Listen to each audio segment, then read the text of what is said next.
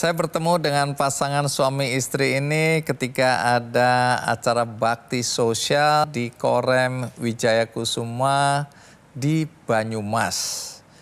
Di situ ada sejumlah relawan yang membantu anak-anak penyandang disabilitas ganda atau cerebral palsy yang mendapatkan bantuan dari Korem Wijaya Kusuma. Nah, hari ini saya mengundang pasangan suami istri ini karena ada cerita yang menarik bagaimana mereka kemudian tergerak hatinya untuk menolong saudara-saudara kita penyandang disabilitas dan orang tuanya. Di sini sudah ada Mas Budi Wijaya dan Mbak Sudarti. Terima kasih ya, sudah datang dari Puerto Rico. Golden Water ya. Purwokerto, Banyumas. Iya. Kalau boleh tahu, udah berapa lama ini membantu saudara-saudara kita, anak-anak penyandang disabilitas ganda ini? Awalnya kan duafa Pak di tahun 2015. Iya. Mulai kenal dengan teman-teman Daksa itu disabilitas tunadaksa itu 2017 Pak. Kebetulan saya mengakses kaki palsu, tangan palsu. Sayangnya waktu itu saya nggak tahu nomor teleponnya Pak Andi. Kalau tahu saya minta Pak Andi. Kalau tahu tak bantu dengan itu, susah payah ya, melalui KKD Foundation ya. Betul Pak. Dengan susah payah kami hampir setahun kami mengusahakan untuk 21 kaki palsu aja kami harus berusaha dalam satu tahun lebih lah. Itu bisa terwujud. Nah, kemudian di tahun 2018 baru kami mulai dengan anak-anak cerebral palsy itu Pak. Oke, nanti cerita ya. Tapi ini udah menikah berapa lama? Dari 2009 Bapak. 2009. Oke. Mbak Sudarti ini dulu juga pekerja migran di Hong Kong ya? Iya. Nah, ini katanya bermula dari Mbak Sudarti dan teman-teman di Hong Kong ya? Iya. Itu ngapain? Ngumpulin duit untuk apa dulu? Ya, pertama saya ke Hong Kong. Saya itu kan setiap hari Minggu libur. Jadi ketemu sama teman-teman di kampung. Pertama saudara, terus kumpulnya kitanya kan di Hong Kong itu nggak ada tempat untuk ya hiburan, untuk tempat istirahat. Jadi kita jalan itu ada satu tempat yang namanya House WB. Itu seperti lapangan. Jadi lapangan dikelilingi sama taman. Itu bukan di Victoria Park itu Iya, ya? Victoria Park itu namanya House WB. Nah, disitulah kita kenalan sama teman-teman. Nah, kita minta nomor telepon. Terus seminggu ke depannya kita kumpul bareng. Jadi kita punya inisiatif kenapa kita duduk-duduk setiap minggu nggak ada kegiatan. Yuk kita nyisihkan sedikit rezeki dari sini untuk membantu yang tidak mampu di Indonesia. Sedangkan waktu itu kitanya sering melihat ada di TV, di berita gitu kan, di koran. Banyak yang harus kita bantu.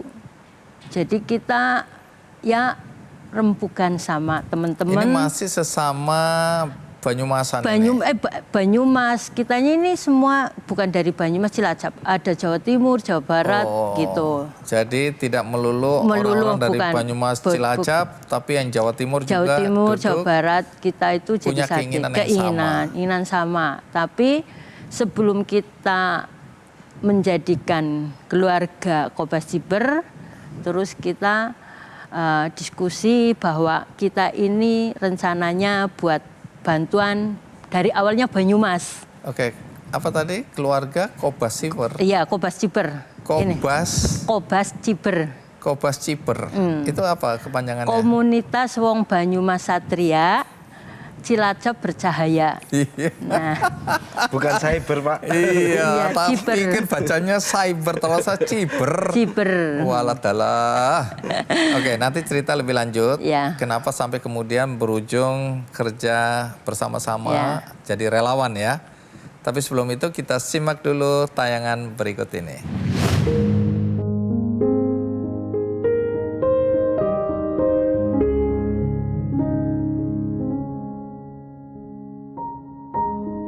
Pasangan suami istri Budi Wijaya dan Sudarti membuat sebuah komunitas yang diberi nama Kobas Jiber, Komunitas Wong Banyumas Satria Cilacap Bercahaya.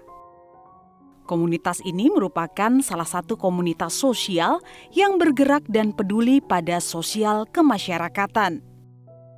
Awal mulanya di tahun 2015, sang istri yang bekerja sebagai pekerja migran di Hong Kong mengumpulkan uang bersama teman-teman TKW di Hong Kong untuk bersedekah yang nantinya akan disalurkan melalui suaminya untuk membantu orang-orang yang kurang mampu.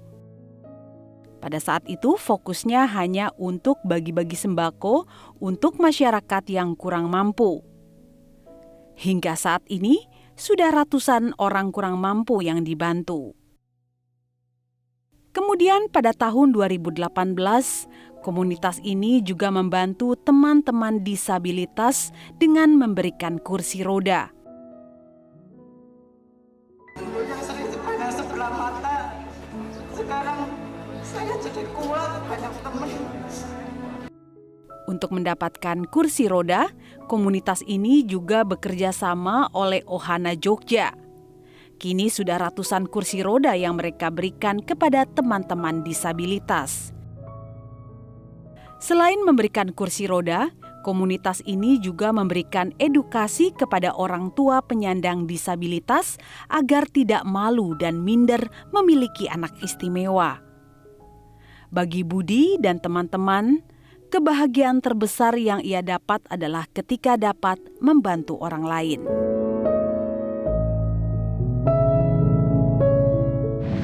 Baik, jadi ini inisiatif dari sekelompok TKW lah ya di Hong Kong yang merasa terpanggil untuk membantu saudara-saudara yang membutuhkan di Indonesia waktu itu.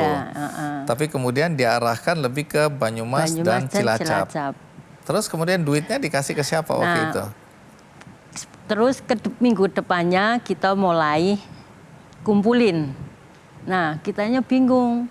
Jadi saya sama teman-teman, saya minta izin dulu biar suami saya yang menyalurkan.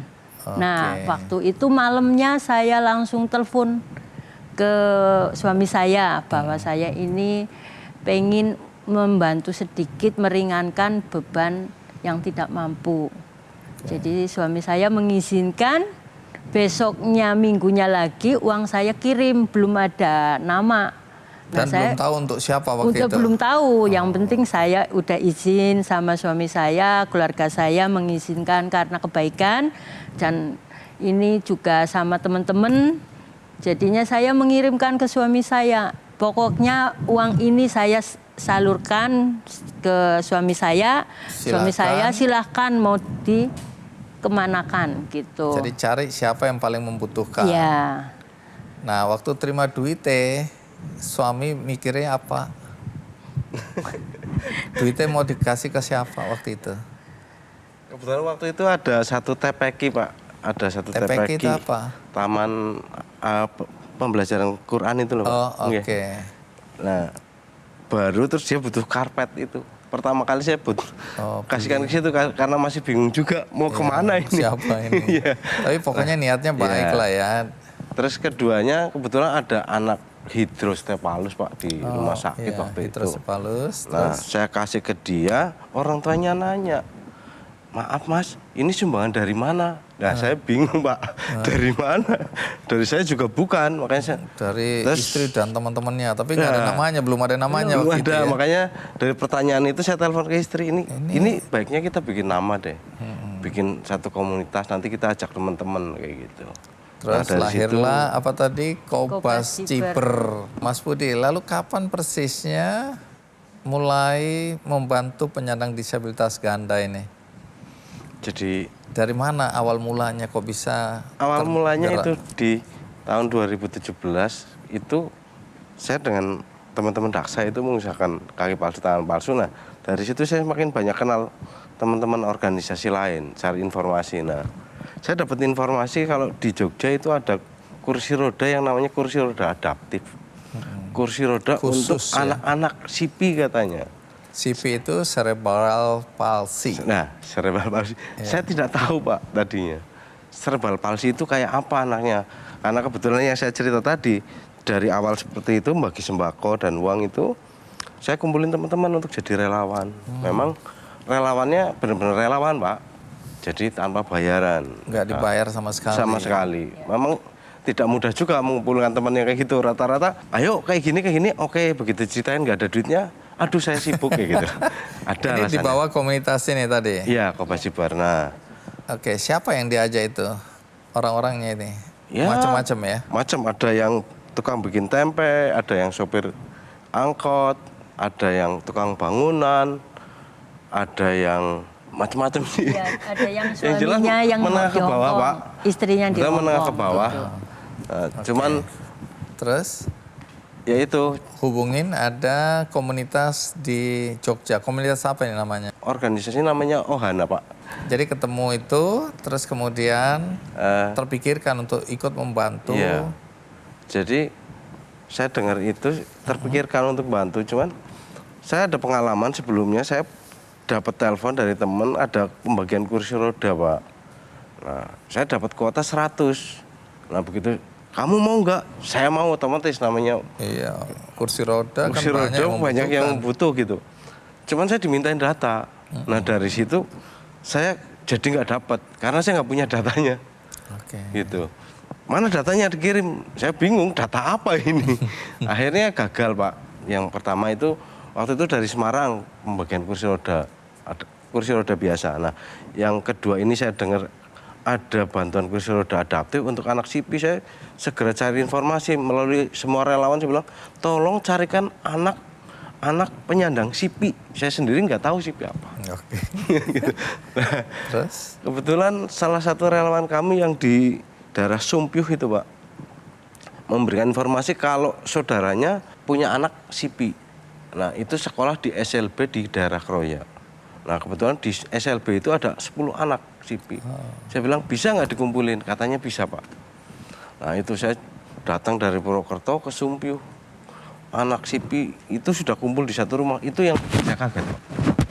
Benar kaget, shock. Karena Kondisinya ya? kondisinya, Pak. Kondisinya dan orang tuanya, Pak. Karena saya melihat ada yang datang itu sampai diikat pakai jarit, Pak. Pak, kain itu, Pak. Kain Iya. batik itu diikat-ikat kayak gitu. Padahal rumahnya cukup jauh untuk sekedar kumpul kayak gitu.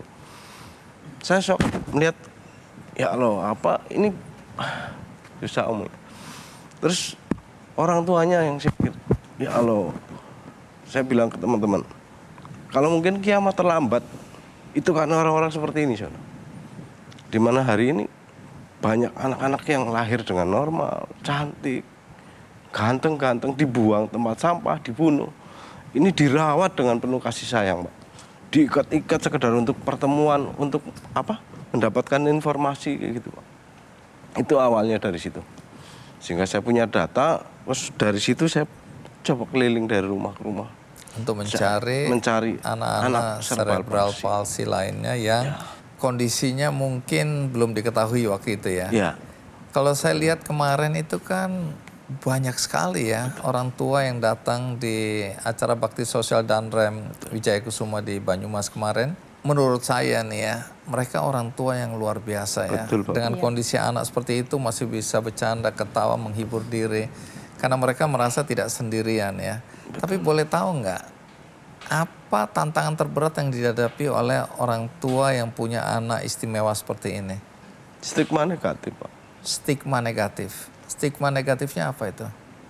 Ya, anak cacat.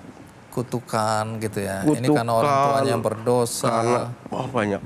Katanya ada yang kamu apa bersetubuh sama genderuwo lah, apalah, apa tujuan. Yang Kamu kayak punya gitu-gitu. dosa, apa yang Iya. dipikul oleh anak dan Walah. seterusnya ya. Iya. Jadi orang tua sudah melihat kondisi anak seperti itu, ditambah lagi stigma negatif dari masyarakat. Dan orang tua juga ikut berperan ternyata, Bapak. Berperan apa? Berperan untuk menimbulkan stigma negatif juga. Apa misalnya? Kenapa? Karena ditutupi, Pak. Disembunyikan anak-anak ini. Oh, jadi tadinya nggak bisa dapat data karena banyak orang tua yang menyembunyikan. Betul, Bapak. Ya mungkin karena stigma takut itu, terus kemudian malu ya. Sehingga menambah stigma lagi bahwa oh benar Betul. ini ada masalah gitu ya. Ya. Oke. Nah kalau saat ini ada berapa banyak anak penyandang disabilitas ganda ini yang dibantu sampai sejauh ini? Sampai sejauh ini kalau untuk anak-anak sekitar 80 Bapak. 80 ya. Tapi tidak terbatas pada anak penyandang disabilitas ganda sebenarnya apa yang dilakukan oleh komunitas sekarang ini ya? Tidak Bapak. Kemarin juga kita ke penderes Pak yang jatuh dari pohon kelapa. Kebanyakan kebetulan di Celongok Pak itu. Kalau Di penderes. tempatnya siapa itu? Tempatnya Pak Andi. Nggih, kebetulan Oke, banyak nanti Pak itu penderes. Camatnya saya Iya. panggil ini. Pak Camat ini kok belum ada laporan berapa jumlah? Kemarin sekitar 19 kita sudah kursi roda ke sana Pak. Itu ya itu juga permasalahan juga nih. Produsen paraplegi Cilongok. Jadi itu jatuh dari pohon kelapa bisa 4 kali, bahkan yang kemarin terakhir saya dengar ada orang sudah jatuh 20 kali masih hidup Bapak. Cuman lumpuh sudah. Sakit. Saya dengar ada persoalan juga ketika memasukkan itu dari luar negeri bantuannya. Dari Amerika Bapak. Tapi waktu sampai di sini itu kena pajak juga ya. Dapatkan informasi. Download Metro TV Extend sekarang.